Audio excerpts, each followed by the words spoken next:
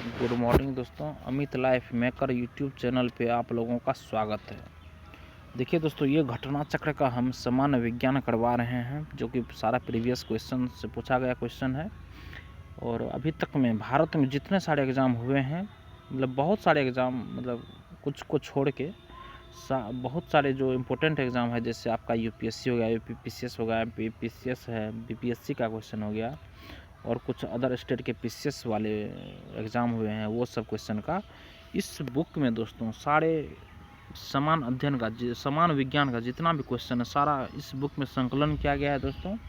और इसमें physics, chemistry और बायोलॉजी का जो चैप्टर है, तो बायोलॉजी जो सब्जेक्ट है दोस्तों, उसका हम आज जैव उर्वरक टॉपिक करने वाले हैं। इससे पहले टॉपिक में हम आनुवांशिकता को ख़त्म किए हैं दोस्तों।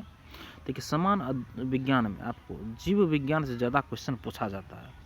आपके आने वाले आगामी परीक्षा में, जैसे बिहार शिक्षक भर्ती 4.0, 5.0 और जो भी एग्ज़ाम होते हैं जिसमें विज्ञान पूछे जाते हैं दोस्तों, आपके लिए वो एग्ज़ाम के लिए टॉपिक महत्वपूर्ण होगा। तो आप लोग देखिए मेरे इस वीडियो को। और देखिए दोस्तों, सबसे पहले हम इसका नोट्स ख़त्म करते हैं। उसके बाद जैसे ये नोट्स ख़त्म होगा, इसी पे बेस्ड जितना सारा क्वेश्चन है, सारे क्वेश्चन को हम ख़त्म करेंगे। तो देखिए दोस्तों, हम लोग शुरुआत करते हैं। जैव उर्वरक। देखिए, जैव उर्वरक दोस्तों बायो फर्टिलाइजर सूक्ष्म जीवों व जीवाणुओं से युक्त खाद है। इस खाद में मौजूद लाभकारी सूक्ष्म जीवाणु वायुमंडल में पहले से विद्यमान नाइट्रोजन को फसलों को उपलब्ध कराते हैं। ये मिट्टी में मौजूद अघुलनशील फास्फोरस को जल में घुलनशील बनाकर पौधों को उपलब्ध कराने का भी कार्य करते हैं। वैज्ञानिक प्रयोग द्वारा यह सिद्ध हो चुका है कि जैविक खाद के प्रयोग से 30 से 40 केजी नाइट्रोजन प्रति हेक्टेयर भूमि को प्राप्त हो जाती है तथा उपज 10 से 20% तक बढ़ जाती है। फास्फोबैक्टीरिया तथा माइकोराइजा नामक जैव उर्वरकों के प्रयोग से खेत में फास्फोरस की उपलब्धता में 20 से 30% की बढ़ोतरी होती है। जैविक खाद के प्रयोग से पर्यावरण सुरक्षित रहता है। इससे फसलों में मृदाजन्य रोग नहीं होते तथा खेत में लाभकारी सूक्ष्म जीवों की संख्या बढ़ती है। अध्ययन की सुविधा हेतु जैव उर्वरकों को निम्नलिखित 4 भागों में बांटा जा सकता है दोस्तों। पहला है, देखिए दोस्तों, नाइट्रोजन स्थिरीकरण करने वाले जैव उर्वरक। देखिए, नाइट्रोजन स्थिरीकरण करने वाले जैव उर्वरक दोस्तों राइजोबियम है, एजेटोबैक्टर है, एजोस्पिरिलस है, एसेटोबैक्टर, नीलहरित शैवाल, बीजीए तथा एजोला है दोस्तों। अगला है दोस्तों फास्फोरस घुलाने वाले उर्वरक में जैसे दोस्तों बेसिलस, स्यूडोमोनास, एस्परजिलस। ये है फास्फोरस घुलाने वाले उर्वरक। कौन कौन है दोस्तों? Bacillus, Pseudomonas, Aspergillus. और नाइट्रोजन स्थिरीकरण करने वाले राइजोबियम, एजेटोबैक्टर, एजोस्पिरिलम, एसेटोबैक्टर, नीलहरित शैवाल तथा एजोला।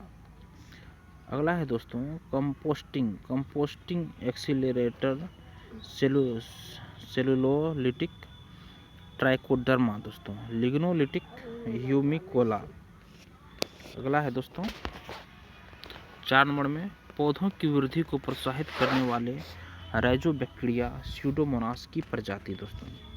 देखिए दोस्तों, नीलहरित शैवाल साइनोबैक्टीरिया, जिसे नीलहरित शैवाल को साइनोबैक्टीरिया भी बोला जाता है, एजोला का सहचारी है और इसे साथ में मिलाने से अच्छी उर्वरता प्राप्त होती है। नीलहरित शैवाल ब्लू ग्रीन एल्गी एक सूक्ष्म प्रोकैरियोटिक शैवाल होते हैं, जबकि एजोला एक जलीय फर्न है जिसकी पत्तियों की पृष्ठीय सतह पर पाई जाने वाली गुहिकाओं में रहने वाले साइनोबैक्टीरिया एनाबीना एजोली की मदद से यह नाइट्रोजन का स्थिरीकरण कर उपज क्षमता की वृद्धि में सहायक होते हैं। और दोस्तों दलदली फसलों। देखिए, दलदली फसलों तथा चना, मटर, सेम एवं अरहर आदि की मूल ग्रंथिकाओं में विभिन्न प्रकार के जीवाणु पाए जाते हैं जो कि नाइट्रोजन स्थिरीकरण में सहायक होते हैं। धान के खेत में प्रायः नाइट्रोजन की कमी हो जाती है दोस्तों, जिसकी पूर्ति हेतु मुख्यतः यूरिया, नील हरित शैवाल, एजोला आदि का प्रयोग किया जाता है। विभिन्न फसलों में अलग अलग तरह के बैक्टीरिया पाए जाते हैं जो नाइट्रोजन या नाइट्रोजन स्थिरीकरण के लिए उत्तरदायी होते हैं। सोयाबीन दोस्तों, देखिए सोयाबीन राइजोबियम जपोनिकम तीन पत्तिया घास राइजोबियम ट्राइफोली, लूसर राइजोबियम मेलिलोती, जलीय फर्न मतलब एनाबिना, एजोली गुन्नेरा मैक्रोफाइला। उसके बाद है दोस्तों नोस्टोक मस्कोरम। उसके बाद दुधारू पशुओं पर किए गए प्रयोगों से ज्ञात हुआ है कि अब जब इन पशुओं को उनके दैनिक आहार के साथ 1.5 से 2 kg एजोला प्रतिदिन दिया जाता है तो दुग्ध उत्पादन में 15 से 20% वृद्धि दर्ज की जाती है। कंपोस्ट निर्माण के समय गड्ढों में अपशिष्ट पदार्थों की निम्नीकरण प्रक्रिया को केंचुए व अन्य सूक्ष्म जीव जैसे कवक, जीवाणु आदि तेज करने में सहायक होते हैं, न कि धीमा करने में। देखिए दोस्तों, अब इसी बेस्ट पे क्वेश्चन है, निम्नलिखित में से किन का उपयोग जैव उर्वरता के रूप में किया जाता है। दोस्तों, किसका उपयोग जैव उर्वरता के रूप में किया जाता है? ये दोस्तों 1 और 2 नंबर ऑप्शन सही है। एजोला का और नील हरित शैवाल का जैव उर्वरता के रूप में इस्तेमाल किया जाता है। देखिए, जैव उर्वरता बायो फर्टिलाइजर्स को निम्नलिखित 4 भागों में बांटा जा सकता है। ये तो अभी हम लोग पढ़ भी किए हैं दोस्तों। उसके बाद है दोस्तों 2 नंबर क्वेश्चन है, निम्न में से कौन जैव उर्वरक के रूप में उपयोग होता है। दोस्तों, तो इसमें उपयुक्त में से सभी, राइजोबियम, एजोला, नील हरित शैवाल, सारा। इसके बाद 3 नंबर क्वेश्चन है दोस्तों, निम्नलिखित में से कौन जैव उर्वरक के रूप में प्रयुक्त होता है। नीचे देखिए कुछ से सही उत्तर चुनिए दोस्तों। कौन जैव उर्वरक के रूप में प्रयुक्त होता है दोस्तों? देखिए दोस्तों, अल्फा, एजोला, नील हरित शैवाल, नाइट्रोलिन।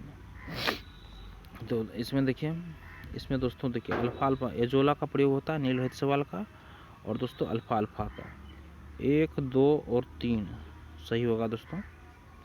उसके बाद निम्नलिखित में से कौन सा एक नाइट्रोजन स्थिरीकरण करने वाले जीव नहीं है। तो माइकोराइजा नहीं है दोस्तों, नोस्टाक है, एनाबिना है और एजोटोबैक्टर है दोस्तों।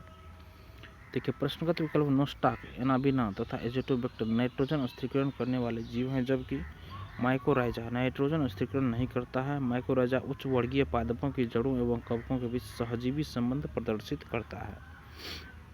नाइट्रोजन स्थिरीकरण जीवाणु किस पौधे की जड़ के साथ संयोजन करते हैं दोस्तों? तो दालें के साथ। देखिए, नाइट्रोजन स्थिरीकरण जीवाणु दलदली फसलों, दालों की जड़ों के साथ सहजीवी संयोजन करते हैं। ये वायुमंडलीय नाइट्रोजन का स्थिरीकरण कर उसे अमोनिया में बदलते हैं, जो कि अमोनियम आयनों के रूप में नाइट्रिक कारक जीवाणु द्वारा ग्रहण कर नाइट्राइट एवं फिर नाइट्रेट आयनों में परिवर्तन कर दी जाती है, जिसे मृदा के माध्यम से पादप ग्रहण करते हैं। उसके बाद दोस्तों अगला क्वेश्चन 6 नंबर में, निम्नलिखित में से कौन एक जैव उर्वरक का स्रोत है दोस्तों? तो देखिए, एजोला जैव उर्वरक का एक स्रोत है। एजोला को उसकी नाइट्रोजन स्थिरीकरण क्षमता के चलते व्यापक रूप से जैव उर्वरक के रूप में प्रयोग किया जाता है। अगला क्वेश्चन, निम्न में से कौन एक जैव उर्वरक है दोस्तों? तो एजोला जैव उर्वरक।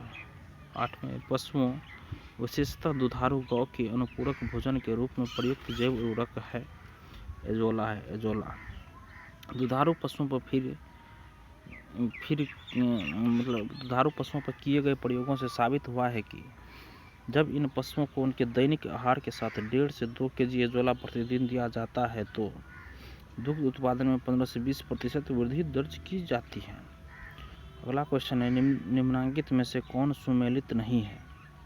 तो देखिए, एजोटोबैक्टर जैव कीटनाशी सुमेलित नहीं है दोस्तों। बाद बाकी नील हरित शैवाल जैव उर्वरक है, क्रायोसोपा माहो नियंत्रक है, बायो 902 सरसों का काइक्लोन है दोस्तों। ये सब सुमेलित है और चौथा सुमेलित नहीं है, एजोटोबैक्टर जैव कीटनाशी सुमेलित नहीं है। देखिए, एजोटोबैक्टर एक जीवाणु है। इसका सबसे महत्वपूर्ण कार्य नाइट्रोजन उपलब्धता के संदर्भ में है, क्योंकि यह मृदा में स्वतंत्र रूप से रहकर असहजीवी नाइट्रोजन यौगिकीकरण नॉन सिम्बायोटिक करता है, जिसका उपयोग पौधे अपनी वृद्धि एवं विकास डेवलपमेंट के लिए करते हैं। ध्यातव्य है कि एजोटोबैक्टर जीवाणु वायवीय स्वतंत्र रूप से रहकर मुख्य नाइट्रोजन यौगिकीकरण करने वाले जीवाणु होते हैं। अन्य प्रश्नों सुमेलित हैं। 10 नंबर क्वेश्चन है दोस्तों, निम्नलिखित किस फसल में नील हरित शैवाल मुख्यतः जैव उर्वरक के रूप में प्रयोग होते हैं। मुख्यतः जैव उर्वरक के रूप में कौन से प्रयोग होते हैं दोस्तों? गेहूं, चना और धान और सरसों। तो धान में दोस्तों देखिए, विभिन्न फसलों में जैव उर्वरक बायो फर्टिलाइजर के रूप में सूक्ष्म जीवियों जैसे एजेटोबैक्टर, एजोस्पिरिलम, राइजोबियम, नील हरित शैवाल, ब्लू ग्रीन एल्गी और फास्फेट सोलुबिलाइजिंग बैक्टीरिया का प्रयोग किया जाता है। ये सभी सूक्ष्मजीव विभिन्न प्रक्रियाओं तथा नाइट्रोजन निर्धारण, फास्फेट सोल्यूबिलाइजर एवं पौधे वृद्धि तत्वों के उत्पादन द्वारा पौधों के वर्धन को प्रोत्साहित करते हैं। नील हरित शैवाल का उपयोग जैव उर्वरक के रूप में नाइट्रोजन आपूर्ति हेतु मुख्यतः धान की फसल में किया जाता है। 11 नंबर क्वेश्चन है, नील हरित शैवाल का उपयोग नाइट्रोजन आपूर्ति हेतु किया जाता है तो धान को। 12 में निम्न के साथ मिलाने से एजोला एक अच्छा उर्वरक होता है तो नील हरित शैवाल के साथ मिलाने पे देखिए, नील हरित शैवाल साइनोबैक्टीरिया एजोला का सहचारी है और इसे साथ में मिलाने से अच्छी उर्वरता प्राप्त होती है। नील हरित शैवाल ब्लू ग्रीन एल्गी एक अति सूक्ष्म प्रोकैरियोटिक शैवाल साइनोबैक्टीरिया होते हैं, जबकि एजोला एक जलीय फर्न एक्वेटिक फर्न है जिसकी पत्तियों की पृष्ठीय सतह पर पाई जाने वाली गुहिकाओं में रहने वाले जीवाणु एनाबिना एजोली की मदद से यह नाइट्रोजन का स्थिरीकरण कर उपज क्षमता की वृद्धि में सहायक होते हैं। 13 नंबर क्वेश्चन है दोस्तों, एजोला बहुधा जैव उर्वरक के रूप में प्रयोग किया जाता है क्योंकि इसकी सहचारी है। नील हरित शैवाल सहचारी है दोस्तों। देखिए 14 नंबर क्वेश्चन है, एजोला है एक क्या है दोस्तों, जलीय फर्न। एजोला क्या है, जलीय फर्न है। अगला क्वेश्चन है दोस्तों 15 नंबर क्वेश्चन है, जलीय फर्न किसे जैव उर्वरक के रूप में प्रयुक्त किया जाता है। जलीय फर्न जिसे जैव उर्वरक के रूप में प्रयुक्त किया जाता है वह है एजोला। एजोला क्या है, एजोला है। जलीय फर्न जिसे जैव उर्वरक के रूप में प्रयुक्त किया जाता है क्या है, azolla.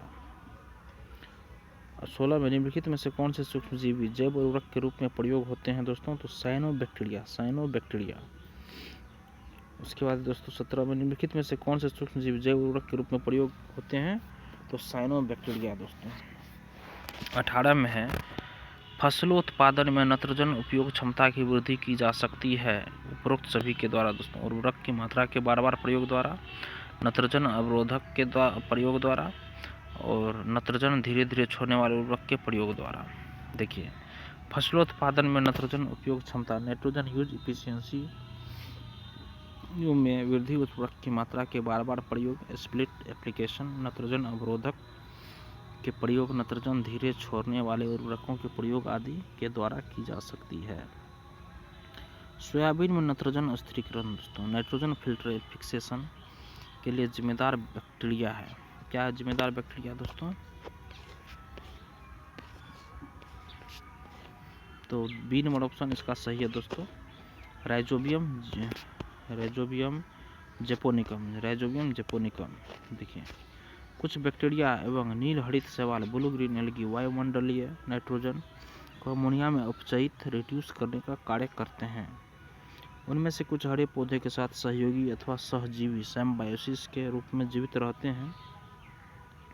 लेगुमाचोसे ग्रंथित bacteria, nodule bacteria, rhizobium है जो झुंड विशेष में प्राप्त होते हैं। विभिन्न फसलों में अलग अलग तरह के बैक्टीरिया पाए जाते हैं जो नाइट्रोजन स्थिरीकरण के लिए उत्तरदायी होते हैं।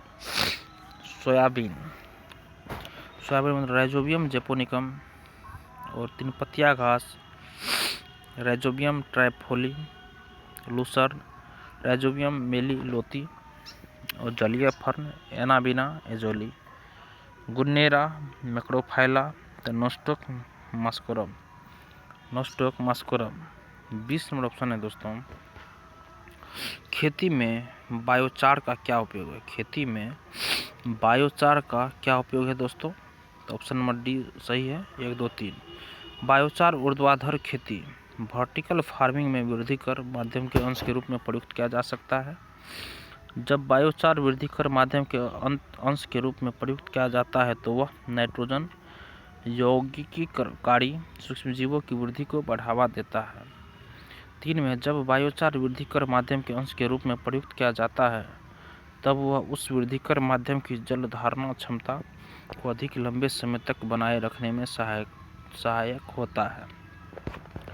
देखिए, बायोचार उच्च कार्बन युक्त चारकोल का एक रूप है जो मृदा में प्रयुक्त होता है। इसे प्रायः कृषि अपशिष्ट, धान, गेहूं, ज्वार की भूसी, कुक्कुट अपशिष्ट इत्यादि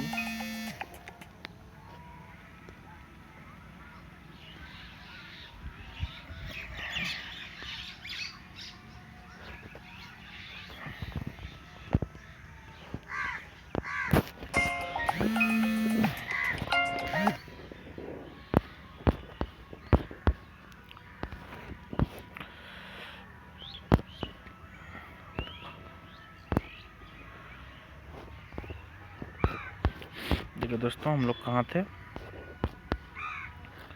देखिए बायोचार 3 नंबर ऑप्शन है दोस्तों, इसका 3 ऑप्शन सही था। जब बायोचार वृद्धिकर माध्यम के अंश के रूप में प्रयुक्त किया जाता है तब वह उस वृद्धिकर माध्यम की जलधारण क्षमता को अधिक लंबे समय तक बनाए रखने में सहायक होता है। देखिए बायोचार उच्च कार्बन युक्त चारकोल का एक रूप है जो मृदा में प्रयुक्त होता है। इसे प्रायः कृषि अपशिष्ट, धान, गेहूं, ज्वार की भूसी, कुक्कुट अपशिष्ट इत्यादि के पायरोलिसिस द्वारा तैयार किया जाता है। इसके उपयोग से मृदा की उर्वरा शक्ति व जलधारण क्षमता तथा फसल उत्पादकता में वृद्धि होती है। बायोचार पर्यावरण अनुकूल पदार्थ होता है तथा मृदा से ग्रीन हाउस गैसों के उत्सर्जन को कम करने में सहायक होता है। जब बायोचार वृद्धिकर माध्यम के अंश के रूप में प्रयुक्त किया जाता है तो वह नाइट्रोजन यौगिकीकरण सूक्ष्म जीवों की वृद्धि को बढ़ावा देता है दोस्तों। और देखिए अगला क्वेश्चन है दोस्तों, इनमें से कौन सा पौधा नाइट्रोजन स्थिरीकरण में सहायक नहीं है। तो डी नंबर ऑप्शन धान नाइट्रोजन स्थिरीकरण में सहायक नहीं है। देखिए दलदली फसलों तथा चना, मटर, सेम एवं अरहर आदि की मूल ग्रंथिकाओं में विभिन्न प्रकार के जीवाणु पाए जाते हैं जो कि नाइट्रोजन स्थिरीकरण में सहायक होते हैं। धान के खेत में प्रायः नाइट्रोजन की कमी हो जाती है जिसकी पूर्ति हेतु मुख्यतः यूरिया, नीलहरित शैवाल, एजोला आदि का प्रयोग किया जाता है दोस्तों। 22 नंबर क्वेश्चन है 2,4-D है। 2,4-D क्या है दोस्तों, एक खरपतवार नाशी है। देखिए 2,4-D 2,4-डाइक्लोरोफेनॉक्सी एसिटिक एसिड ऑक्सिन एक पादप हार्मोन है जिसका उपयोग खरपतवारनाशी वीडिसाइड के रूप में फसलों में किया जाता है। ध्यान है कि खरपतवार खेतों में फसलों के साथ अनावश्यक रूप में उगकर जल, प्रकाश, खनिज, लवण इत्यादि के लिए फसलों से प्रतियोगिता करने लगते हैं जिसके परिणाम स्वरूप फसल की अच्छी वृद्धि नहीं हो पाती है।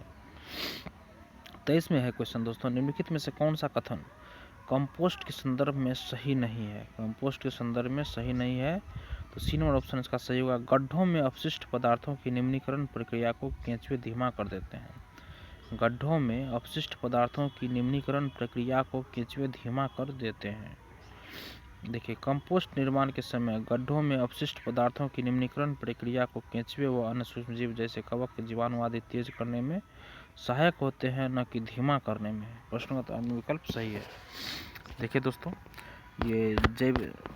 ये चैप्टर हम लोग का जो था दोस्तों आज ये ख़त्म हो गया और कल दोस्तों इसका अगला चैप्टर हम लोग करने वाले हैं। जैव उर्वरक के अगला जो टॉपिक आने वाला वो करेंगे। जो अभी तक मेरे पिछले वाले वीडियो को नहीं देखे हैं दोस्तों, जो कि घटना चक्र का प्रीवियस क्वेश्चन है, आप लोग वहाँ जाके मेरे चैनल पे इसका प्लेलिस्ट बना हुआ है, आप लोग जाके वहाँ पे देख सकते हैं। धन्यवाद दोस्तों।